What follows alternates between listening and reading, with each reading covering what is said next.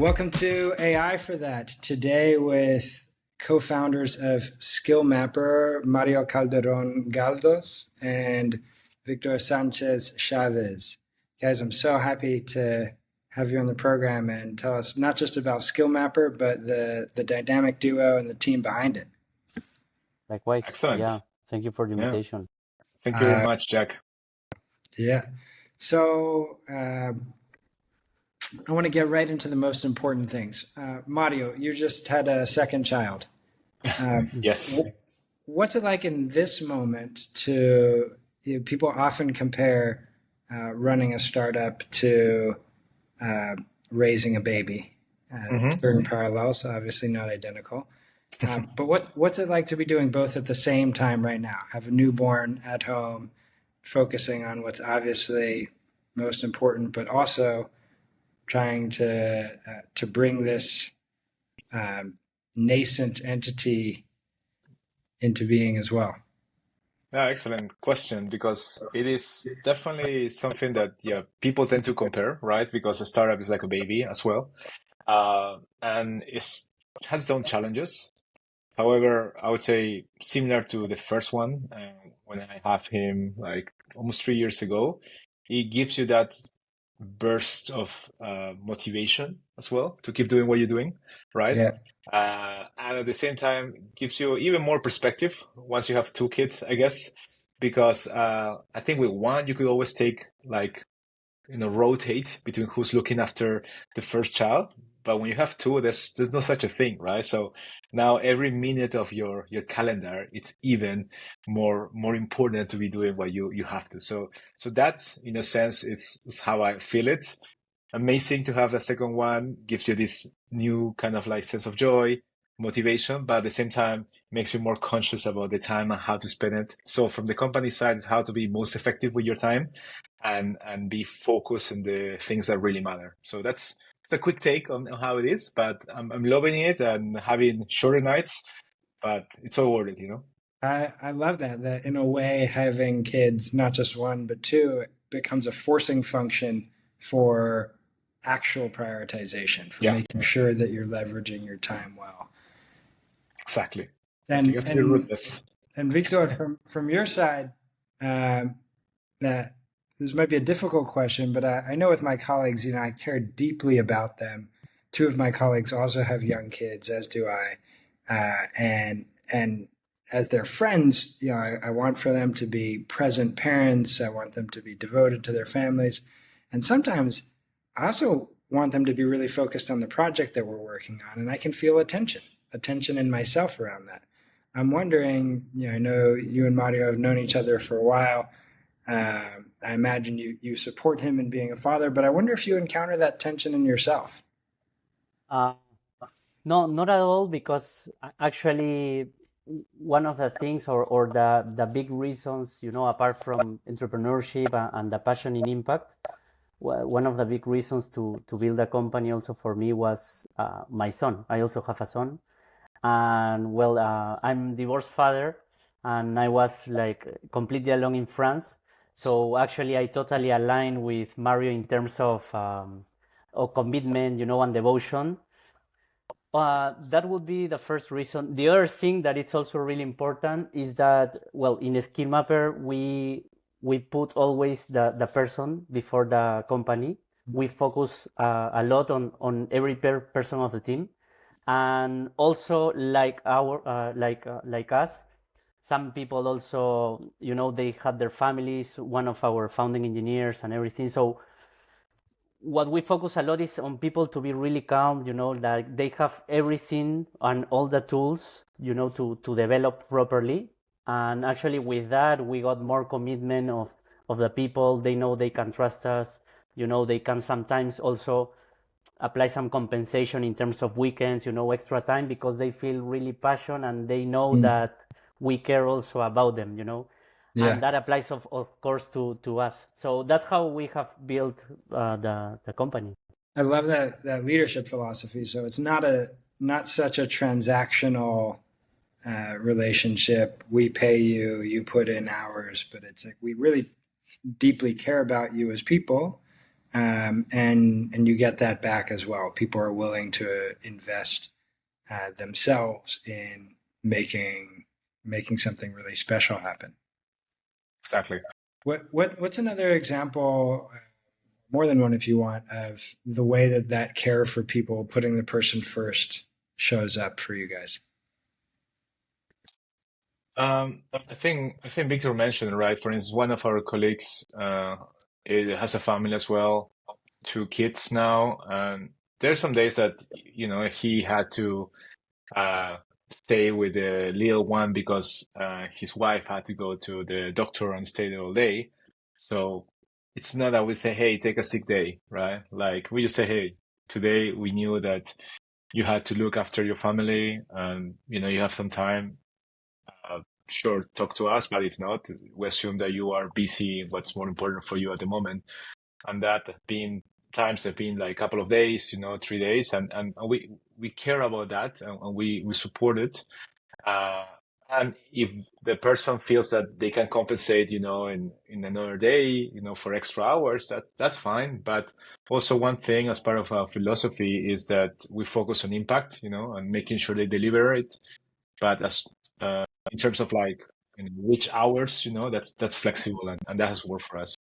Yes. Yeah. We have always, it's like a trade-off, so we are really exigent also, and we focus a lot in terms of objectives. So we have really aligned objectives, product deliverables, and when that is fine, everything is okay. So it's like, yeah, we are flexible, but also we are really exigent. So maintaining that balance, it has been going good for us, and also I think that have engaged also a lot of the people that we have in the company. They're really clear on what we're here to accomplish, very flexible on how we get there. Exactly. Yeah. I love that. Certainly the kind of company that I would work for. And it seems in some way, such an obvious way to work. We're here for impact. Let's focus on the impact. We don't need to control the people in order to get there. Exactly. Yeah. I'm curious also, Victor, the first time that we spoke, you mentioned that at one point the company had 18 team members and now you have 8 or 10. But even some of the folks who left are still collaborating with you, which to me speaks volumes about the depth of these relationships. And I'm curious what else guides your approach to team building and how you maintain such commitment from people in addition to this principle of we put the person first. Yeah, it was quite challenging. Sometimes most of the startups try just to hire and see how it goes. Sometimes also most of the startups try to, just get interns. We took like a different approach. Despite that, for example, we work with different markets. No, we hire some people from South America, also some people from Asia, let's say Indonesia, India. We focus a lot on the person in terms of like the to maintain like a good environment in the team. At first, of course, we went like to approximately 18 people because it was a moment where we were starting to build. We had an investment and it was the moment to build a lot of things. And then we start reducing the team also because at some point, it's not required anymore like all the hands-on that it was required. Also, we took our time, to hire people. I remember, Mario, we took like 10 months, for example, to hire one front end. At some point, like some of the business engineers were saying like, hey, why do you take so much time? And it's like, we are trying to find the right person, and trying to having like this balance and good team. Actually, with this probably I can give you the word, Mario. It's like we went, for example, when you see the people that have worked with us, where did they finish? No, after many years of being with us, one of them, for example, went to Microsoft, and another person finishing NATO. the other one in Google. So it's like we build diamonds, we pull like try to build them in the way with us, and at the end, yeah, they finish like in a good path. Yeah. No, and just to add there, like how these people that left are still connected to the mission. That's kind of like what you want to get is because there's a clear impact-driven company, meaning that the success of the company would imply helping people to get access to the best education in the world, the best content. So I would say like having a mission-driven company, it's a strong foundation to have people that connects with you while they're working and they're part of the team, but also when they left, right? And to add to what Victor said in terms of the people that left, the alumni of SkillMapper, many of them are in top companies, and I would say that they're very grateful as well for the experience they have with us. So they always, will find ways in they could potentially help, right? Either in feedback, either in sharing some of the things that we're doing. So that's something that we really appreciate, right? We're very fortunate of that, and it's I think a result of the whole experience that we had together as a team and bonding for many years. Yeah. I want to go deeper into that because what I'm hearing is essentially you have a clear mission, and when you're hiring missionaries, not mercenaries. Correct. And in doing that with this mission of, can you say it again, how you articulate it, giving the access to the best education in the world to anyone? Yes, the best learning and education experiences in the world. Yeah. Yeah. And it seems like there's an integrity of form and content. That's the content that you're here to provide, and that's the form that the company takes. You're making sure that people within the company are also having great learning experiences, as evidenced by their ability to go on to the likes of Google and Microsoft and so on. Yes, exactly. And so what is that? This is something I'm super passionate about. I've spent a number of years studying, researching, helping companies develop what I call growth mindset organizations that deeply architect themselves to create growth for the people inside. So what does that look like for you guys? How are you helping people develop? Yeah. Great question and great point. I would say like, I think first kind of mindset block is like, we are all learning here, right? Like no matter, for instance, us, I think when we started the company had like 10-year plus of experience in different multinational corporations, but we're first time founders, right? So there's so much that we're learning. So there's this like kind of equilibrium or like symmetry in terms of like, hey, you might be an intern coming and doing your first front engineering job, but we are first time founders. So, right, there's this place in which like there was no fear to fail, right? There was a lot of empowerment from day number one in terms of what they were doing. And naturally mistakes were, committed along the way, but nothing that had no solution or way to mitigate, right? So to wrap it up, it's all about like, we are learners and we're in the same boat, same plane. Second, empowerment and trust from day one. And third is about not being fearful of failing, because we're constantly failing. And you have this, I would say, phrase of failing forward, right? We've been failing forward multiple times. And I think the key is survival at the end of the day, and making sure that every single day, you're moving, one step ahead towards the right direction. And if you compound them and you can survive, I mean, you will get to a greater port, at some point. That's how we think. Victor, do you want to add anything? I think you covered most of the points, I would say. But yeah, I agree. Like we gave them a lot of empowerment, and well, previously I was mentioning something related to diamonds, because these people when they enter, for example, I remember one of our backend engineers right at the beginning, he was just starting to learn Python, Mm. but we saw that he was so passionate about it, like he just have this big passion to learn and to share his experience in a company where actually we try to accelerate the learning of people, so it was kind of Beautiful.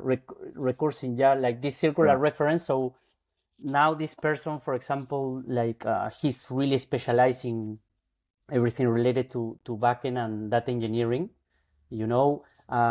so it's like, yeah, this empowerment actually make them really like well developed in terms of their careers now. So yeah. Amazing, amazing. I can see why people really are. If I'm working in your company and I'm getting so much for myself, for my own growth, I can see why I would be moved to give so much Yeah. as well. Yeah, and Yeah. also it's also related to be in the good moments and in the bad moments. There have been some big mistakes, to be honest, sometimes that some people could have done, What's one that you can share in whatever uh level of detail? yeah, Maybe about probably I won't data share the billing. Yeah, those are fine. Yeah. probably won't share names, but yeah, for Yeah. example, we got some are funny stories now, but one of them, for example, were that we were applying an API to translate. Um, and well, actually, they were building, probably not to go in technical terms, but in the way of calling this API, basically they say that if we were not crawling properly the HTML, we will have to call it again, just to be sure it's okay. And then they do this like infinite call, and infinite translation. So that went to probably 8K.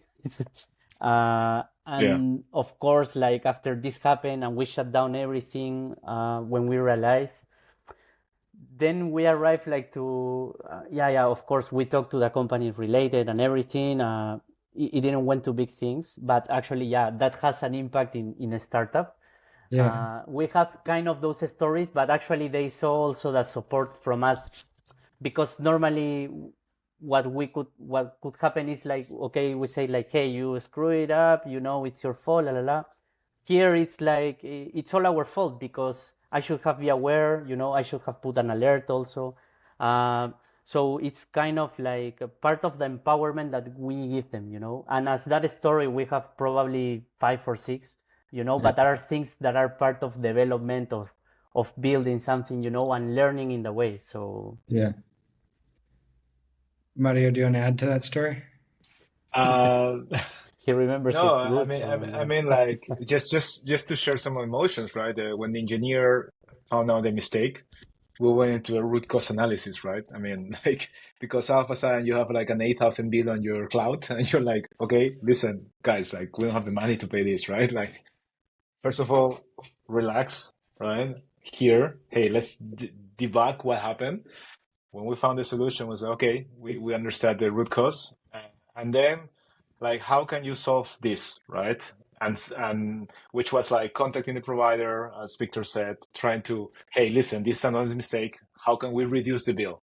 Of course it was a pain, like, and it's part of the lesson, right? It was a pain that we had to take, a hit that we have to take.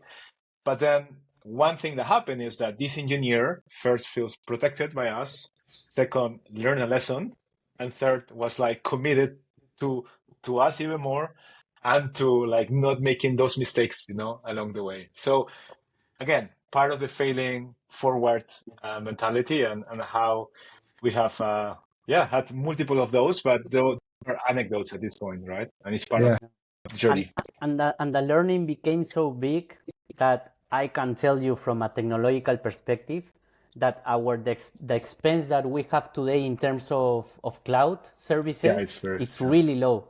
Yeah. It's mm, like probably 1K per month, that mm, it's almost nothing, in terms of everything that we have to maintain. Everything is fully optimized because these engineers have learned a lot.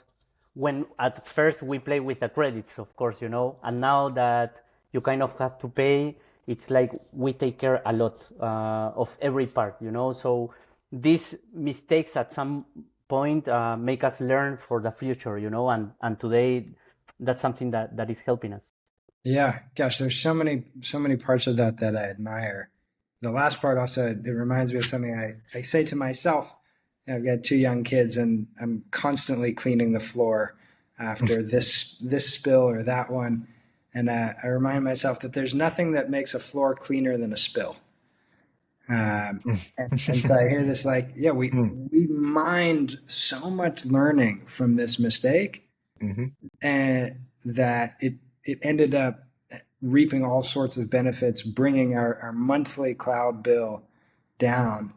And as expensive as it was in the moment, if I asked any founder, hey, for $8,000, you could create a learning culture and reduce your monthly cloud bill and have a more committed engineer, would you pay 8,000 for that? They'd say, I want to do it yesterday. Yeah. And so I love, there's the cost, but it's sort of, if it becomes instead an investment in learning for not just the individual, but for the whole team, then you're really going to get a return on that learning investment. And I love that we're going to do the root cause analysis and include ourselves. When we're pointing fingers, we're pointing at ourselves first and saying, hey, here's what I contributed to this, which goes back to your first principle of we're modeling the learning. We're first-time founders. We're contributing to, we can reflect on what we're doing differently.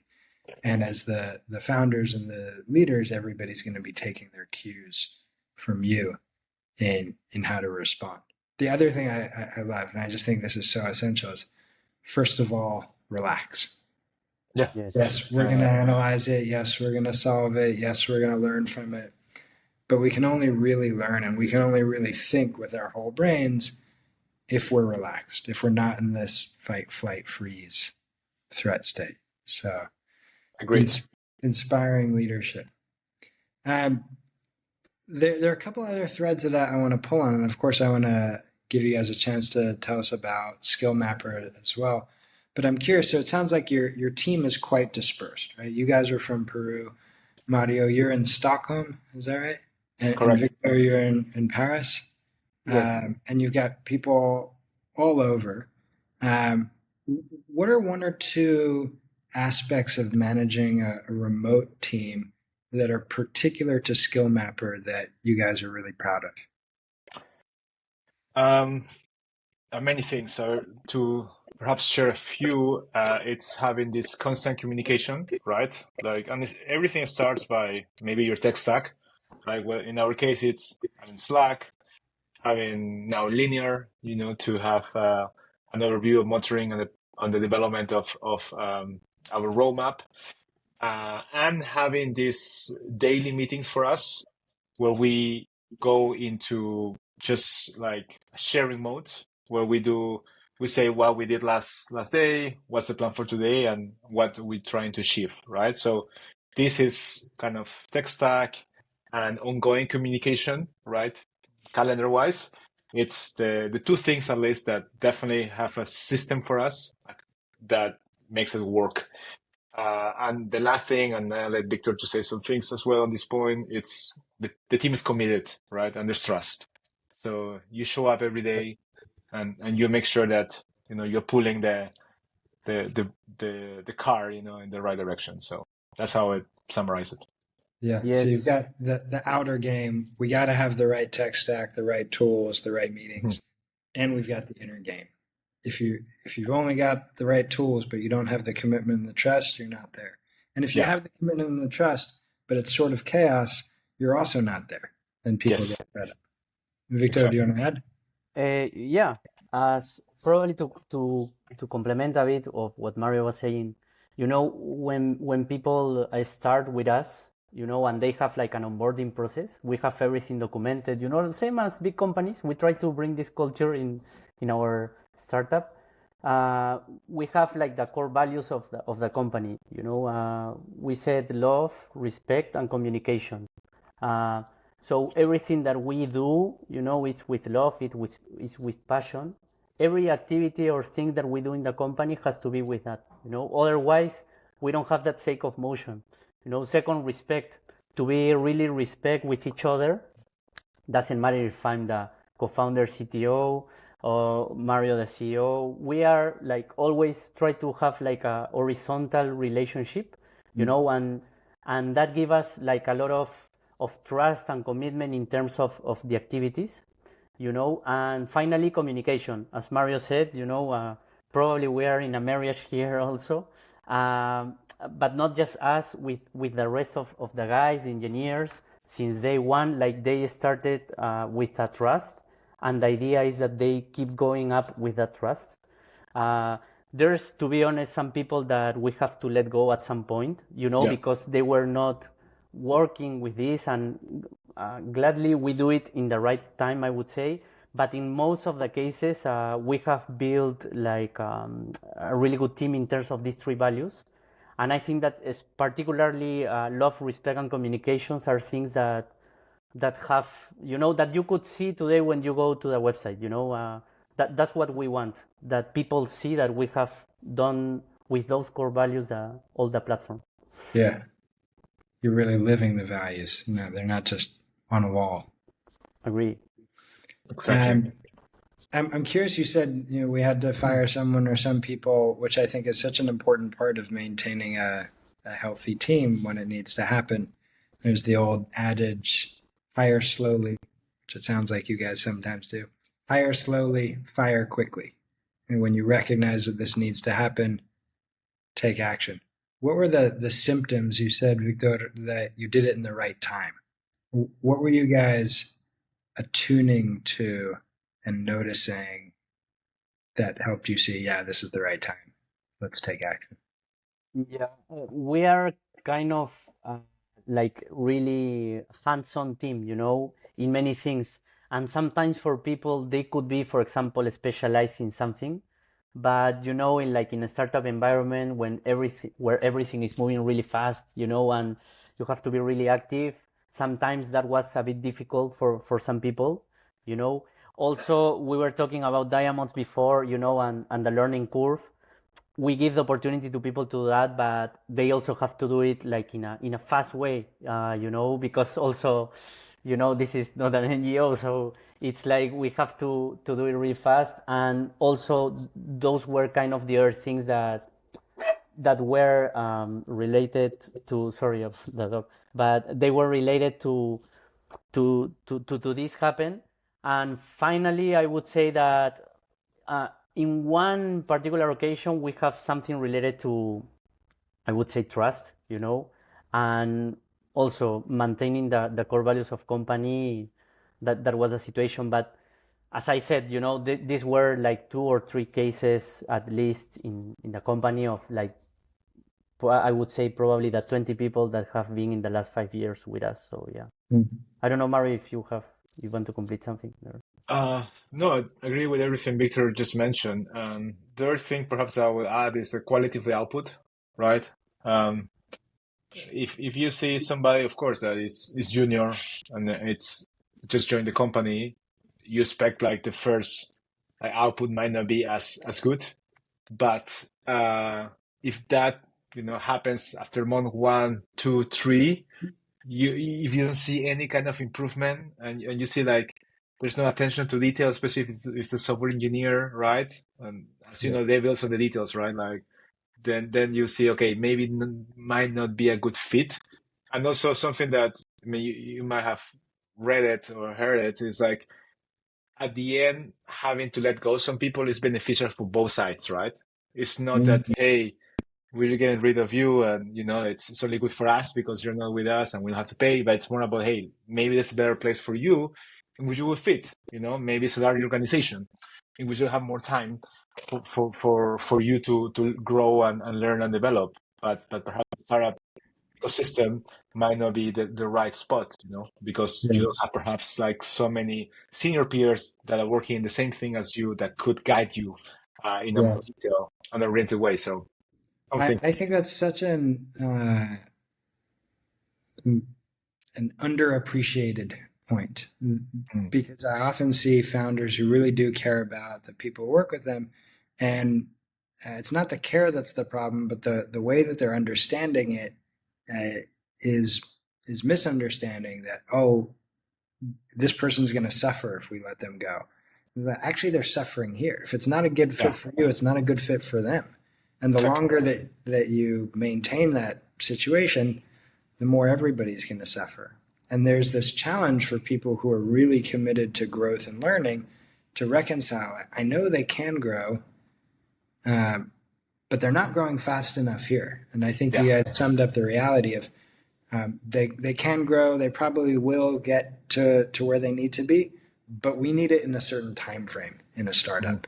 And their growth curve is not matching that time frame. So of course we can try some things at first, but if the curve doesn't accelerate, if the growth doesn't accelerate, then the most caring action can often be to part ways. Yeah.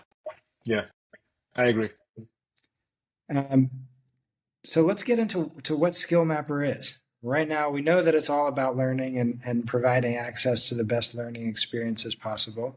Tell us what it is, where it came from, and then we'd love to get a peek at it as well. Give us a little demo of how it works. Yeah, absolutely. So to start with the problem, the challenge, right? We live in this world where, in a way, everything is accessible, at your fingertips, all information, but still it's even more chaotic sometimes to find the right resources for learning. I mean, how many times you've seen people sharing on LinkedIn? This is the 5 things you should read, today, or these are the 10 things how you can become a data analyst. But those LinkedIn posts or those links, let's call it, are spread all over the place. Right?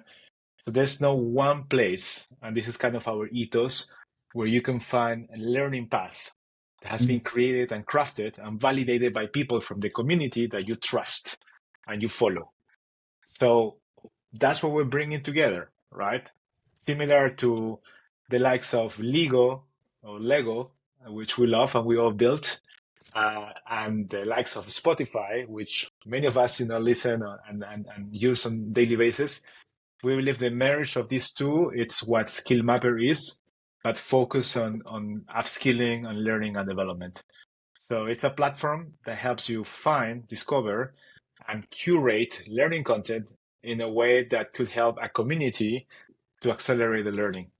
So they will reduce time to find a great learning path, time to consume that content, and ultimately this will lead to a faster way to learn. Right.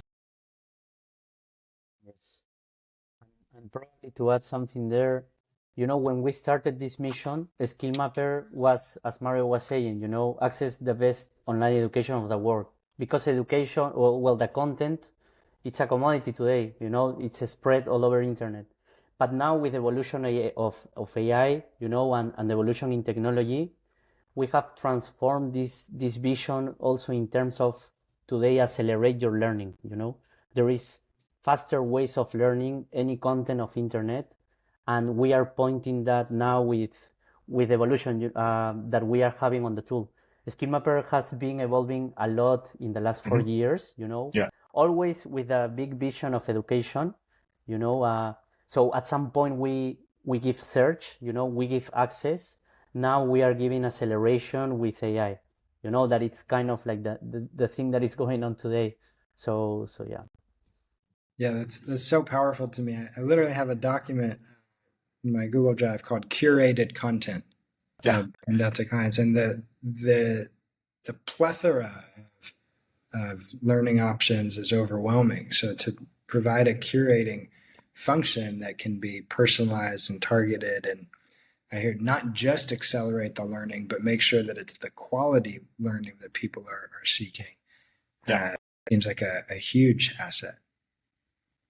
Yes, Exactly. and for example, today, I don't know, most people try to search a video on YouTube. They don't know, for example, if this 2 hours or 3 hour video is the correct one to see. That was me 2 days ago, trying to figure out how to do something in a custom GPT and which 12 or 25-minute video I should watch. And yes, and then actually you can just connect it to SkillMapper today. SkillMapper can tell you this video is related to this. These are the topics covered. This is everything that it has. Like, would you be interested to go deeper? Then you want to see the video, Otherwise, you don't have to move the arrow to move forward to see if it what's covered or not. Same with articles, same with podcasts. Probably even this Yes. podcast, like we can I we might be can your put it. ideal user, guys. Yeah. Yeah. All right, I Welcome. can't wait. Let's Yeah. see the goods. Yeah. So yeah, if you mind, I can share my screen if that's okay. Yeah. Yeah. Give me a second. So I just have so many windows. Let me focus on the right ones. So I have here on the right and this one on the left. Yeah. Share screen. Um, mm, While Mario's pulling it up, Victor, how many users do you guys have at this point? What can you tell us about your user base? Yes. Well, today we have like everything that we have today in terms of the website. It's fully organic. We have like around 200 people to 300 that are coming every day. You know, and well, yeah, people saving their content, searching. Some of them just search and go to the course they want, but also we have seen many people that are using these last features of talking with their content and going deeper in the content that they have, building their own AI paths, sharing them. So yeah. yeah. Since we launched, more than 500,000 people have used our platform to find the right education. Wow. Yeah, and from all over the world, we have like 7,000 users that are, like registered. But we believe this is the tip of the iceberg because we've been cooking a lot over the last years. And we haven't, perhaps contrary to, I would say, the conventional wisdom of like share what you built all the time. We've been following more of the Figma approach. I think they cook for 3 years and then you release something. Uh, so perhaps what we're sharing here is some of the sneak peeks on how we envision this platform moving forward, and we can see this growing very fast. So I don't know if you're seeing my screen now. Yep. Yeah. So for instance, this is, I think, a good way to start. This is a path called preparing for a product manager interview, right? There's a lot of content that we have found online that's shared by top PMs that could help somebody to, prepare a case interview and also learn, for what's expected from a product manager interview. You have podcasts, you have articles, you have videos. If you are a casual user and you come across this, you can naturally chat with it and get the insights of this particular content. You can get a summary and you can start, having very interesting conversations that you can save as part of your history, right? That's so So cool. That's so cool. So it's much more interactive, and through conversing, you can figure out: do I want to watch this actual thing? Or I want to watch this segment of it? exactly. And then can you aggregate those learnings or conversations in some place?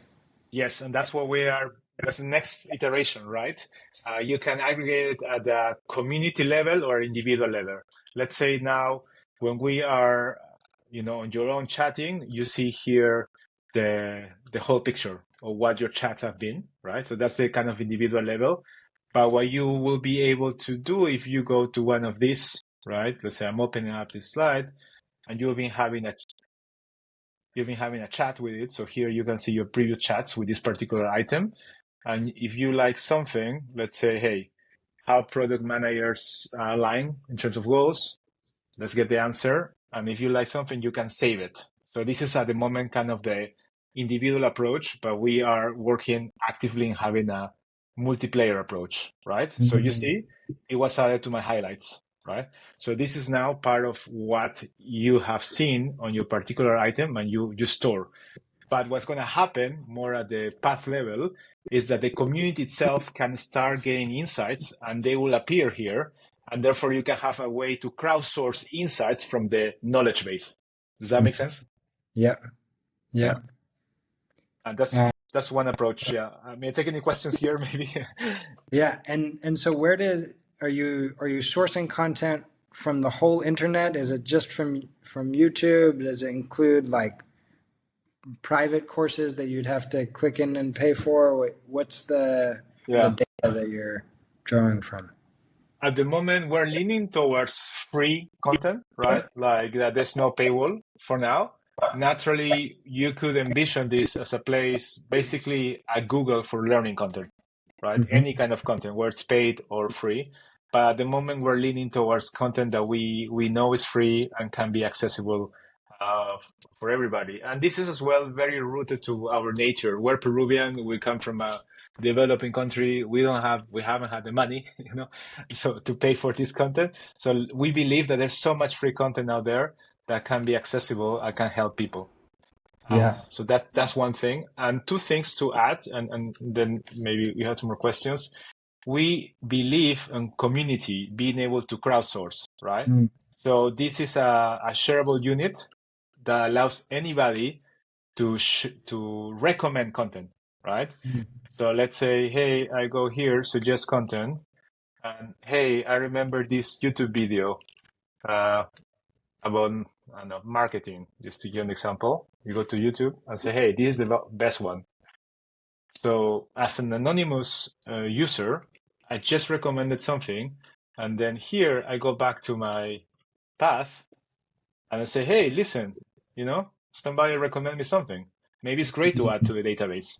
And then you start iterating and also making sure these knowledge bases are up to date. And the kicker is that you can chat with the whole knowledge base, not only one item at a time. So you see, you can have ultimately multiple use cases for this particular knowledge bases, either as a storing of all this knowledge, but also as a learning path, because you can go through each item in a sequential or organized way, So there's a sort of parallel spirit and motivation that I hear to Wikipedia. Like, why would somebody contribute to Wikipedia? Just because they want to give and be part of generating communal knowledge that everybody can access and learn from. And here it's there's contribution, curated figure to it as well. Exactly. Yeah. And I love that spirit is here, and that's very rooted to who we are, right? Like, I mean, we want to help others, and if this content is free, let's help find that highly curated free content, right? And make sure that people are learning in the faster way possible from the right resources. Yes. Right. And well, this can be done, for example, with YouTube, with podcasts, with articles, and you can even upload your own PDFs if you have like information in the PDFs.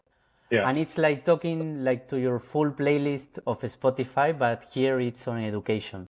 So yeah. I love it. My best friend once told me that my love language was articles. So this kind of resource where, the challenge with all of it is finding it and then connecting the dots to actually develop mastery in anything. I can totally appreciate how this platform is really helping us do both of those, and then not just for ourselves, but to be doing it in a way that feels together with others. Sure. Exactly. It's our vision. We know it's going to take years for this to pan out. We don't know if we're going to be profitable or we're going to be a unicorn. It's the way it is. We know we're going to be doing good in the big view, right? And that's what is driving us every day to be here. Amazing. I feel inspired. You've now got 7,001 users. Amazing. And I'm excited for the listeners to hear about this as well. Mario and Victor, thank you so much for joining AI for that. Absolutely. I appreciate it. Yeah. Very Thank you excited for the invitation. Yeah. It was great conversation. Thank you very much, Jack.